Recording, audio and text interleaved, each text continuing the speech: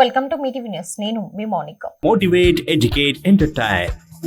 కల్వకుర్తి పట్టణ సమీపంలో సిబిఎం కళాశాల క్రీడా మైదానంలో ఈ నెల 30వ తారీఖున జూనియర్ అథ్లెటిక్స్ బాలురు బాలికల క్రీడాకారుల ఎంపిక ఏర్పాట్లు చేయనున్నట్లు జిల్లా అథ్లెటిక్స్ అసోసియేషన్ ప్రధాన కార్యదర్శి స్వాములు తెలిపారు. 12 ఏళ్ల వయసులోపు బాల బాలికలకు 100 మీటర్లు, 600 మీటర్లు పరుగు పందెం ఈవెంట్స్ ఉంటాయని, క్రీడాకారులకు సంబంధిత ధృవపత్రాలను వెంట తీసుకుని రావాలని సూచించారు.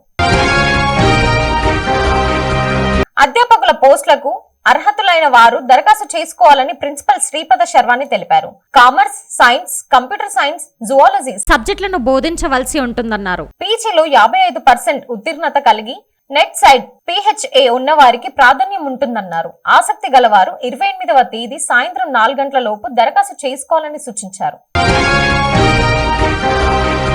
కర్ణాటకలో ఈ రోజు తెల్లవారుజామున ఘోరు రోడ్డు ప్రమాదం జరిగింది. హవేరి జిల్లాలోని గుండెనహల్లి సమీపంలో పూణే బెంగళూరు హైవే పై ఆగి ఉన్న లారీని ఓ టెంపో వెనక్కి నుంచి వచ్చి ఢీకొట్టింది. ఈ ప్రమాదంలో 13 మంది దుర్మరణం చెందగా 4 తీవ్ర గాయాలయ్యాయి. వీరంతా సవదత్తిలోని ఆలయానికి వెళ్లి వస్తుండగా ఈ దుర్ఘటన చోటు చేసుకుంది. పోలీసులు ఘటన స్థలానికి చేరుకొని దర్యాప్తు చేపట్టారు. క్షతగాత్రులను ఆసుపత్రికి తరలించారు. Thanks for watching. చూస్తూనే ఉండండి మీటీవీ న్యూస్.